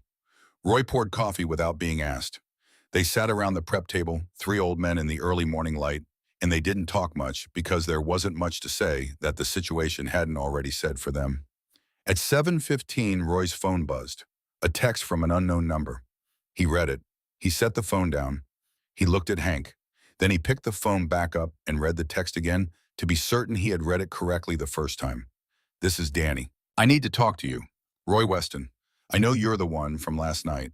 My father called me. I need to talk to you." "Tell me where." Hank reading Roy's face. "What is it?" Roy showed him the screen. Hank read it. He looked up. Cal read it over Hank's shoulder. Roy picked up the phone. He typed grain elevator on Highway 12. Noon today. 2 men each. No weapons. He sent it. He set the phone face down on the prep table. He picked up his coffee. Nobody spoke for about 30 seconds. Then Hank said, "He could be setting you up." Roy said he could be. Hank said, "If he's setting you up, you walk into that grain elevator with 2 people and you meet 50. Roy said, "Then we'd better make sure Cal is in position before noon." Cal said, "I'll need 2 hours, 1 to find the position, 1 to settle." Roy said, "You've got 5. Cal nodded. Roy looked at the prep table, at the map still spread there from 2 nights ago, at the mark he had made on it to indicate the Steel Reaper's property, at the 6 miles of county road between that mark and where he was sitting. He thought about what Frank's phone call might have done. He thought about a man sitting in the dark after a call like that, holding information that rewrites everything he thought he knew about his own history. He thought about what that did to a person. He had seen it before. Not in this context. But he had seen the moment when a person's fundamental understanding of their own story changes, and he knew it was not a gentle moment.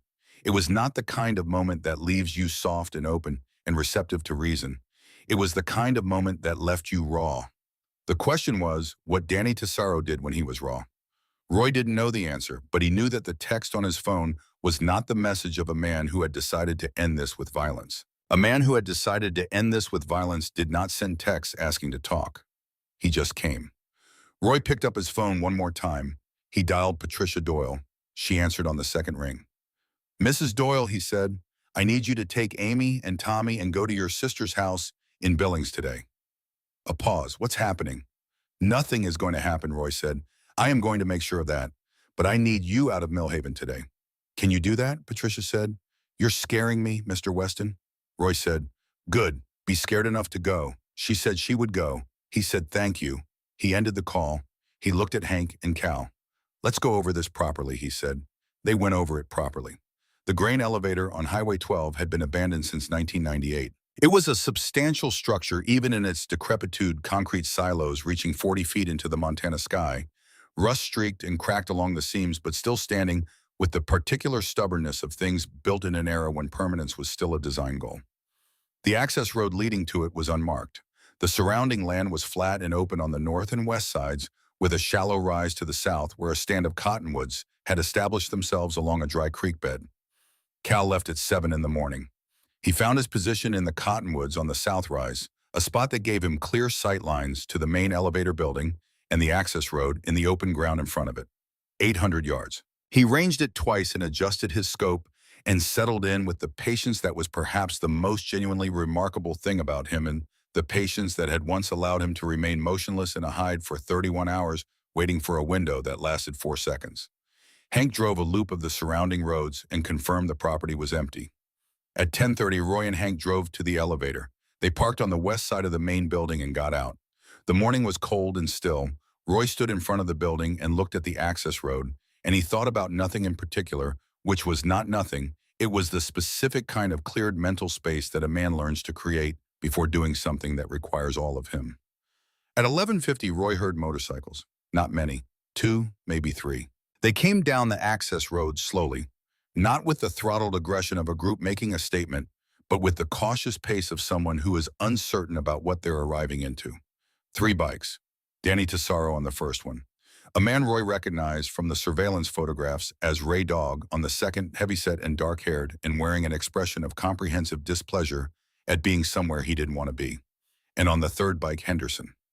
Roy had been building a picture of Henderson for 2 days through Hank and Cal's surveillance reports and through the radio traffic he'd monitored on the stolen handset. What the picture had assembled was a man who was not the nominal leader of the Steel Reapers, but was in every operational sense the organization's actual center of gravity. Henderson was 41 years old. He had never been arrested, which in Roy's experience meant either that he was lucky or that he was careful, and luck didn't usually run for 15 years without intervention. Henderson was careful. He was the one who had designed the security rotation. He was the one who managed the financial relationships, the shell companies, the Escalade visits, the kickback to Webb. He was the one Roy had come to understand who had built the Steel Reapers from a local nuisance into a regional criminal enterprise. Danny Tesaro was the face. Henderson was the machine behind it. The three bikes stopped. Engines cut. Danny got off his bike and walked toward Roy with the particular gait of a man who is trying to look unhurried and is not entirely succeeding. He was taller up close than he had seemed in the parking lot 2 days ago, with a physical presence that Roy acknowledged without being affected by it. Danny stopped 10 feet away. He looked at Roy. He looked at Hank. He looked at the flat, open ground around them, the same way he had looked at the ridgeline outside his clubhouse 3 days ago and found nothing, and Roy watched him register that finding nothing was not the same as nothing being there. "Roy Weston," Danny said. Roy said, "Danny." A pause. "My father called me last night," Danny said. Roy said nothing. "He said a lot of things," Danny said. He was quiet for a moment. "He said things I've been waiting 34 years to hear, and I didn't know I was waiting for them until they arrived." He stopped again. Roy watched him working through something internal, the way you watch a mechanical process through a window visible, but out of reach. He said, "You saved his life." Roy said, "I did what anyone in my position would have done." Danny looked at him directly. He said, "No, that's not what he said. He said you disobeyed a direct order to do it. He said you ran across open ground under fire to reach him. He said the official report called it a mission failure because you went off protocol and the primary objective escaped. He said you took a formal reprimand for it." Roy said the kid was going to die. Danny said he was going to die and you ran across open ground anyway. "That's what he said." Roy waited. Danny said he also said other things. He looked down at the ground for a moment. "He said he's my father." Roy said, "I know." Danny looked up. His eyes were dark, the particular dark of someone who has not slept with a quality in them that Roy recognized from other faces in other circumstances, the quality of a person who has had their understanding of themselves fundamentally reorganized and is still trying to find the new orientation. "He said he's been my father for 34 years, and I didn't know it," Danny said. "I thought he was dead. He let me think he was dead for the first 23 years of my life, and then he found me and told me he was my brother. He said he was too ashamed to tell the truth." Roy said he was. Danny said that's supposed to mean something. That he was ashamed, Roy said, "No, it's just the truth. He was ashamed and he told you a lie he thought was kinder than the alternative, and it wasn't kinder, it was just easier for him." "That's on him, not you." Danny looked at him. He said, "Why are you telling me this?" "You don't know me," Roy said, "because a girl I care about has a brother who needs surgery, and because you're in the middle of something that's going to end badly for everyone if we don't stop it now, and because your father asked me to save you the way I saved him." Danny said he told me that too. Roy said he did. Danny said, "And you think you can?" Roy said, "I think you came here instead of sending 50 men to deliver a message. That tells me something." A silence settled over the flat ground in front of the grain elevator. The cottonwoods moved slightly in the cold wind. Somewhere in those trees at 800 yards, Cal Briggs was watching this through his scope with the patience of a man for whom time was a manageable variable. Danny said, "I built everything I have on what he told me I was. He said we were brothers who had nobody else.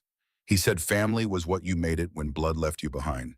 He said everything I built with the Reapers was what real loyalty looked like. And now," he stopped. "Now it turns out," Danny said, "that the man who taught me what loyalty looked like was lying to me about who he was from the day he found me." Roy said, "Yes."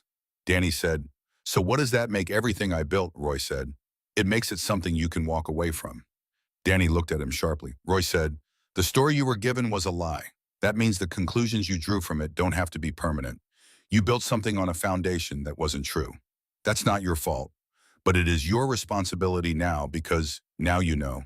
Danny said, "I have 22 people who depend on the organization." Roy said, "They'll find other ways to be angry at the world. People like that always do. You're not responsible for their anger." Danny said Henderson. He said the name differently from how he'd said the other things. Carefully. The way you say the name of something you are trying to assess before you commit to a position on it. Roy said, "What about him?" Danny said. "He won't let this go." Roy looked at him. He said, "I know." Behind Danny, Henderson had not moved from beside his motorcycle. He had his arms crossed and his weight distributed in the casual way of a man who is pretending to be relaxed. But Roy had been reading body language in high-stakes environments since before Danny Tesaro was born, and what he read in Henderson was not relaxation. It was calculation. The specific patient calculation of a man waiting for a moment. Roy said, "Danny, "Step to your left." Danny looked at him. He said, what Roy said, "Step to your left." Now, Danny heard something in Roy's voice that made him move before he understood why. He stepped left. Henderson had the gun out from behind his back before Danny finished the step. It was a compact, semi-automatic, the kind of weapon designed to be carried concealed, and Henderson had it up and aimed at the space where the back of Danny's head had been 2 seconds ago. He was aiming at Danny, not at Roy, not at Hank, at Danny. Roy heard it in his ear before he heard the shot. Cal's voice completely level, taking the shot. The rifle crack came from the cottonwoods on the south rise. It crossed 800 yards in slightly less than a second. It took Henderson in the right shoulder. The impact spun him backward. He hit the side of his motorcycle and went down hard, the pistol skittering across the gravel. He did not get up. He was alive, conscious, making sounds that indicated a significant amount of pain, but he was on the ground and the pistol was 5 feet from his hand and he was not getting up. The sound of the shot rolled out across the flat land and came back as an echo, and then there was silence. Danny stood absolutely still. He was looking at Henderson on the ground. He was looking at the pistol on the gravel. He was looking at where he had been standing 2 seconds ago and where the bullet would have gone if he hadn't moved. Ray Dog had both hands up before Roy even looked in his direction. He had them up and his eyes forward, in the expression of a man who has just performed a rapid cost-benefit analysis and arrived at a clear conclusion. Roy walked to Henderson's pistol. He picked it up. He looked at Henderson. Henderson looked back at him from the ground with the particular expression of a man who has spent 15 years being untouchable and has just discovered that untouchable was a conditional status. Roy said nothing to him. He looked at Danny. Danny was still looking at the place where he had been standing. Roy said he was going to kill you. Danny said nothing. Roy said, not me, not Hank, not the organization's enemies. You, the man you built the Reapers with, was going to put a bullet in you to keep his organization intact. Danny turned and looked at Henderson on the ground. Henderson said nothing. Danny said, how long? Roy said, I don't know how long he's been managing you, but a man who has a gun behind his back at a meeting that was supposed to be 2 men each. No weapons came here planning to use it. That's not a decision you make on the spot. Danny looked at Henderson for a long moment. Then he looked at Roy. He said, I need to make some calls. Roy said, you have a decision to make first. Danny said, I know what decision I have to make. He said it quietly and without drama, the way people say things that are true and that they have already accepted the weight of. He took out his phone. He dialed a number. Roy listened. Danny said into the phone, call it off, all of it. Tell everyone to turn around. We're done here. A voice on the other end, unintelligible. Danny said, I said we're done. Don't ask me again. Just do it. He ended the call. He stood with the phone in his hand. Roy heard it somewhere on the highway, 50 men being turned back. The particular momentum of something large and violent reversing direction. He heard it in the quality of the air. Sheriff Garrett's cruiser came down the access road 3 minutes later. Garrett got out and looked at Henderson on the ground and looked at Roy and looked at the gun in Roy's hand and let the silence describe itself. Roy handed him Henderson's pistol. He said, attempted murder. You'll find other things when you pull his records. He's been running the financial operation for the Reapers for 15 years. All of it. I've been building the file. Garrett said, what file? Roy reached into his jacket and took out a USB drive. He held it out. Garrett looked at it. Roy said, everything. The shell companies, also the web connection. The kickback to the mayor. The compromised judge. 2 days of documented transactions and recorded communications. It's thorough, Garrett said. Where did you get this? Roy said, I collected what was already there. You just couldn't get to it from where you were standing. Garrett took the USB drive. He looked at it in his hand. He looked at Roy. He said, you had this the whole time. Roy said, I had pieces of it. I put them together over 48 hours. The surveillance that was supposed to just be tactical intelligence turned into something else when I started seeing the patterns. Garrett said, you could have given this to me 2 days ago. Roy said, 2 days ago, you didn't have Henderson in cuffs and the organization dismantled. You had a file and a system designed to make that file disappear before it reached a courtroom. Garrett looked at him for a long moment. Then he looked at Henderson. He said, get up. Henderson looked at his shoulder. Garrett said, I know it hurts. Get up. Henderson got up. Garrett put him in the cruiser. He came back to Roy. He said, the federal investigation is going to take time. Roy said, I know. He said, Webb's lawyers are going to fight everything. Roy said, I know that too. Garrett said, but with what's on that drive, if it's what you say it is, Roy said it is. Garrett nodded slowly. He looked at Danny Tesoro, who was standing by his motorcycle with his phone still in his hand, and the particular stillness of a man who is standing in the aftermath of a fundamental reorganization of his life. Roy Garrett said quietly. What happens to him? Roy said, that's up to him. Garrett looked at Danny for another moment. Then he got in his cruiser. He drove away. Roy walked to where Danny was standing. Danny said, he was going to kill me. Roy said, yes. Danny said, the man I trusted most. Roy said, yes. Danny said, because I was going to choose differently. Roy said, people who have built their power on someone else's loyalty tend to react badly when that loyalty finds a different direction. Danny looked at Roy. He said, what do I do now? Roy said, what do you want to do? A long silence.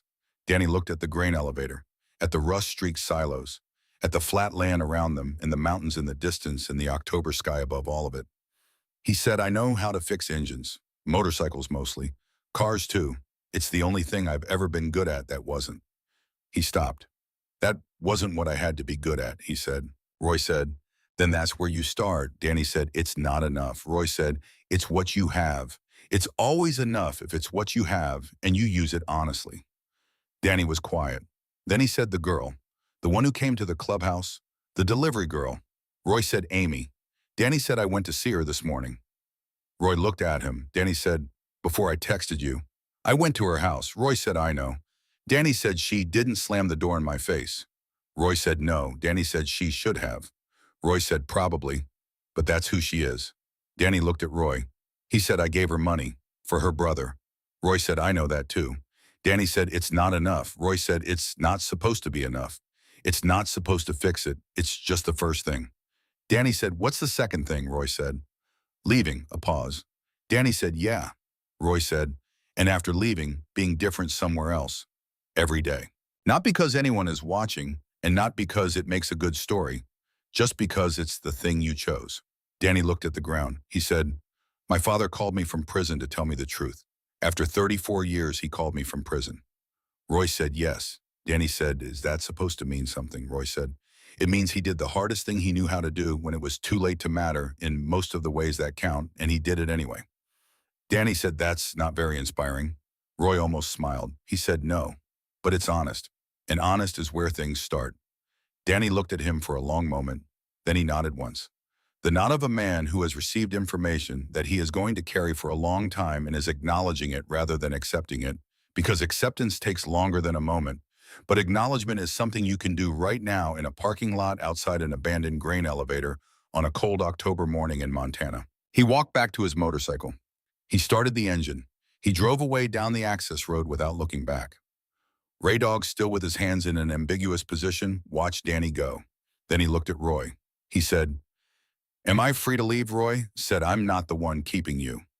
Ray Dog got on his motorcycle and left. Hank walked up beside Roy. They watched the bikes go down the access road and turn onto the highway and disappear. Hank said, that's it, Roy said. That's it. Hank said, no final confrontation. No big speech. Roy said, I gave the speech. He heard it. Hank said, how do you know? Roy said, because he came here when he didn't have to. Because he moved when I told him to move without knowing why. Because he made the call. Hank looked at the empty access road. He said, you think it sticks? Roy said, I think he'll try. Whether it sticks depends on him. That part was never mine to control. Cal walked up from the South Rise rifle slung across his back, moving with the unhurried ease of a man who has just completed a task to his own satisfaction. He stopped beside them. He looked at the place where Henderson had been on the ground. He said, shoulder. Roy said, clean. Cal said, he'll have full use of it in 4 months. Roy said, good. Cal said, I've had cleaner shots. Roy said, you've also had easier ones. Cal nodded. They stood together for a moment in the cold morning air. 3 old men in a parking lot outside an abandoned grain elevator with the mountains white in the distance and the sky very blue and very wide above everything. Hank said, so. Pizza Roy looked at him. Hank said, I drove 160 miles in the dark. I have been awake for an extremely inadvisable number of hours. I have stood in the cold in a hunting blind for most of 2 days. And I have been existing on gas station coffee and leftover pizza for 72 hours. I would like Roy a fresh pizza, made by the man who actually knows how to make one. Today. Please. Roy looked at him for a moment. He said, yeah. All right. They drove back to Millhaven. Roy reopened the shop at 4 in the afternoon. He put a new sign in the window. He had taken down the clothes for family emergency sign and replaced it with the regular hours card, and the normalcy of that small action felt like something larger than it was. The return of ordinary things after extraordinary circumstances, the way life reassembles itself around what just happened and just keeps going. He made dough, he prepped sauce, he grated cheese, he turned on the radio. Merle Haggard. He left it. At 5 o'clock, Amy Doyle walked through the door. She was not supposed to be in Billings. Roy looked at her. She said, "My mother and Tommy left. I stayed." Roy said, "Amy." She said, "I heard what happened. Garrett called my mother. She called me." Roy looked at her. At the fading bruise on the left side of her face yellowed now, the edges soft, the body's patient work of repair. She said, "He came to the house this morning." Roy said, "I know." She said, "Before you met him at the elevator." Roy said, "I know." She said, "He apologized." Roy said, "Yes." She said, "He didn't make excuses. He didn't explain. He just said he was sorry and he gave me the envelope and he left." Roy looked at her. She said, "Is that real?" "Can that be real?" Roy said. "I think he meant it. Whether it lasts is up to him. But in that moment, I think he meant it." Amy stood in the kitchen for a moment. She looked at the photograph of Maggie on the wall. She said, "The money he gave me, $5,000. Roy said, "I saw." She said, "That's $47,615 now." Roy said, "I know." She looked at him. She said, "You know," Roy opened the drawer under the register. He took out the plain envelope. He set it on the counter. Amy looked at it. She looked at Roy. He said, "Every Thursday, 6 months." She picked up the envelope. She opened it. She looked at the money inside. She was very still for a moment.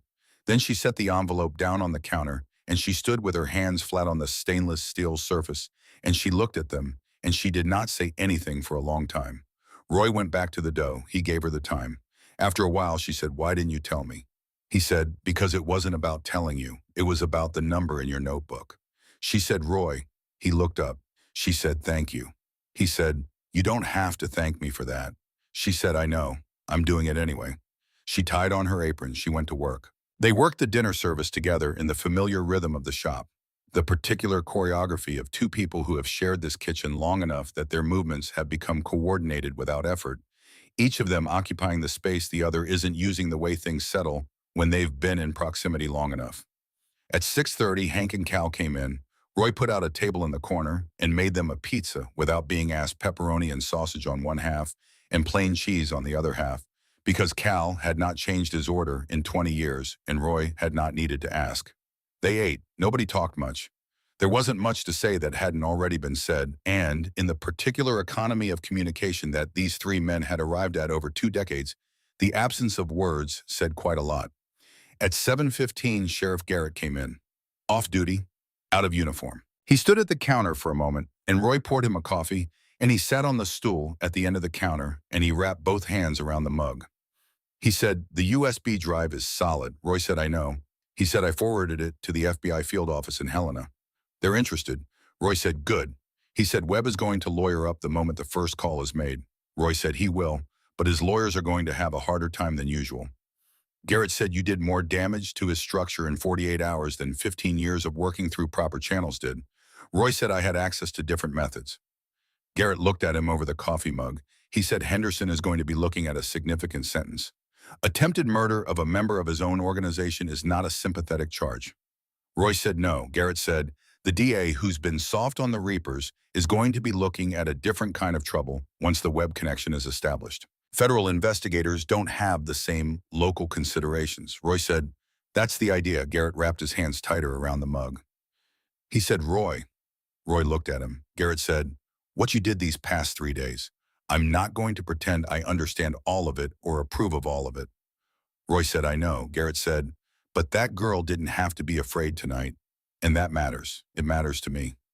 Roy looked at him. He said, "It mattered to me too, Lou." Garrett nodded. He drank his coffee. He left a 10 on the counter for a cup that cost $2.50. Roy left it there. 6 months later. Tommy Doyle's surgery was performed at the Mayo Clinic on a Tuesday morning in April. It lasted 4 hours and 20 minutes.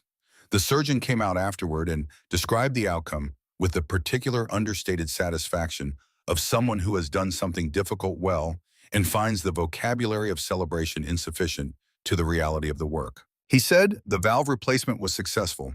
He'll be in recovery for 24 hours. You should be able to see him this evening. Patricia Doyle sat down in the waiting room chair and covered her face with her hands and didn't make any sound. Amy stood beside her with her hand on her mother's shoulder and looked at the wall across the room with the expression of someone who has been holding something for a very long time and is only now beginning to understand what it will feel like to set it down. Roy was not at the hospital. He was in Millhaven. He had closed the shop for the day and sat in the kitchen alone and drank his coffee and looked at the photograph of Maggie on the wall. He thought about what she would have made of all this. He thought he could hear her. She would have said, "You did good, Roy." Not perfectly, but good. He would have said, "I'm not sure good covers it." She would have said, "It never does." That's not what good means. Good means you showed up. You did the thing when it needed doing. You made the place safe when it wasn't. He would have said, "It cost more than I planned." She would have said, "It always does." That's what honesty about cost looks like. You pay it and you're still here. He sat with that for a while. In the months that followed, the federal investigation moved at the pace that federal investigations move, which is slow and methodical and accompanied by a great deal of paperwork and not nearly enough visible progress for the people who are waiting on it. But it moved. Councilman Webb resigned from the city council in March, citing health reasons that were not entirely unconvincing, given the quality of the legal trouble bearing down on him from multiple directions. The mayor announced he would not seek re-election. The DA's office under new management, following the sudden departure of the incumbent, for reasons that were described publicly as personal, began reviewing cases that had been deprioritized over the preceding several years. Henderson was charged with attempted murder, criminal conspiracy, drug trafficking, and 11 counts of related financial crimes. His bail was set at a number that his lawyers described as excessive and that everyone else described as reasonable given the circumstances. The Steel Reapers ceased to exist as an operational organization within 60 days of the grain elevator. The individual members dispersed to other places and other situations the way people do when the structure they've been operating inside collapses and there is nothing left to be a member of. Danny Tesoro opened a motorcycle repair shop in Cheyenne, Wyoming. He called it Tesoros. He was good at the work. He had always been good at the work. The difference now was that the work was the thing itself and not a cover for something else. And that difference, which sounds small, changes everything about how a day feels when you're living it. He called Frank twice in the first month. Short calls, the calls of two people learning a new language with each other, stumbling over grammar, getting the pronunciation wrong, trying again. By the third month, the calls were longer.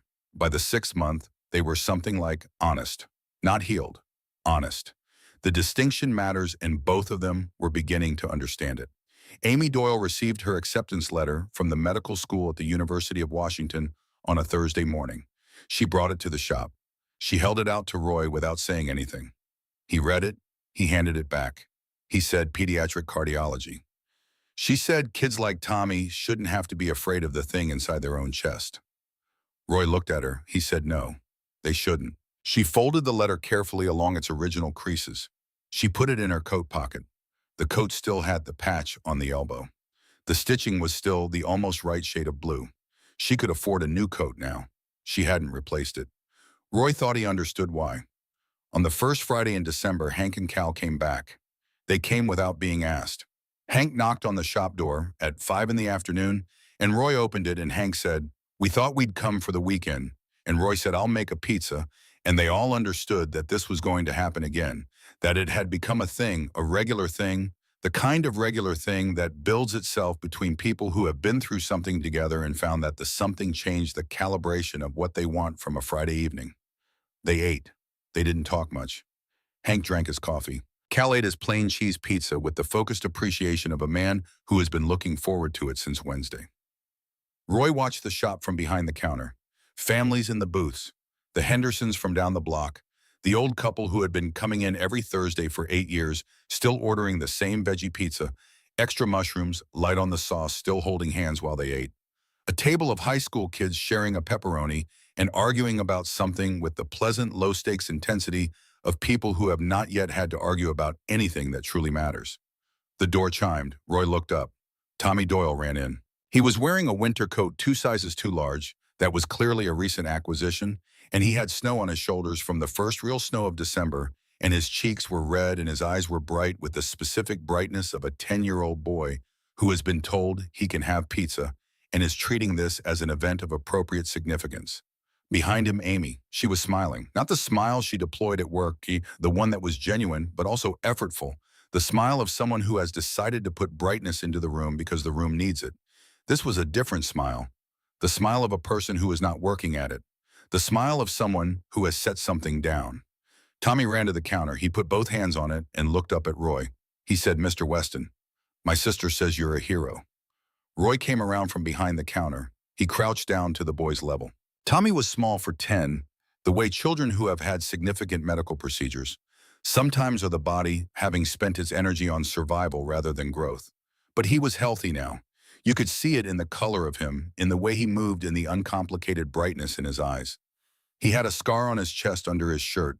Roy knew it was there. He thought it was something the boy would carry his whole life and come to understand differently at different ages, as a mark of what had been done for him, as a reminder of what he had survived, as evidence of the distance between where things were and where they needed to be, and the people who had worked to close that distance. Roy looked at Tommy. He said, "I'm not a hero, kid. I'm just the guy who makes the pizza." Tommy considered this with the seriousness of a 10-year reading a claim he suspects may not be entirely accurate. He looked at Roy's hands, the scars, the white lines across the knuckles, the long, pale mark along the left wrist. He looked at them for a moment. Then he looked back up. He said, "Cool. Can I have a slice?" Roy looked at him. Something moved in Roy Weston's chest, in the place where all the things he had carried for a long time lived. The absence and the grief and the 15 years of keeping a promise to a woman who laughed with her whole face and who had asked him to make a place where people felt safe. The thing that moved was not grief. It was something on the other side of grief. The side you reach if you keep going. He said, "Yeah, you can have a slice. Extra cheese." "On the house," Tommy grinned. He went to find a booth. Amy stood at the counter. She looked at Roy. He looked at her. Nothing needed to be said. She went to find her brother. Roy stood behind the counter in the shop he had built to keep a promise, and he looked at the families in the booths and the old couple holding hands, and Hank and Cal in the corner eating pizza in comfortable silence, and the photograph of Maggie on the wall where she was always laughing, and he thought about the question he had asked himself in the rain outside the Steel Reapers parking lot 48 hours that felt like a different life. What was he fighting for? He thought he had figured it out. Not in the parking lot, not at the grain elevator, not in any single moment that could be pointed to and named, but across all of it, across the accumulated weight of all of it. He was fighting for this room, these people, this ordinary, unremarkable, completely irreplaceable collection of human beings eating pizza on a Friday night in a small Montana town, while the first snow of December fell outside and the mountains held their ground in the dark. Maggie had known it before he did. She had always known it. He looked at her photograph. She was laughing. She was always laughing. He thought, "I know Maggie. I finally know." Outside, the snow fell on Millhaven. It fell on 3 blocks of brick buildings and a water tower and a grain elevator that had been standing empty since 1998 and showed no signs of stopping. It fell on the county road that ran 6 miles northeast to a property that had gone quiet. It fell on the mountains and the high passes and the long flat land between them. The shop was warm. The lights were on. People came and went. And Roy Weston, 68 years old, former Navy SEAL, senior chief widower, pizza maker, the man who had stood in the rain outside the worst address in 3 counties and not backed up a single step, stood behind his counter and watched his customers eat. He was exactly where he was supposed to be. He had been the whole time. He just needed 48 hours to remember it.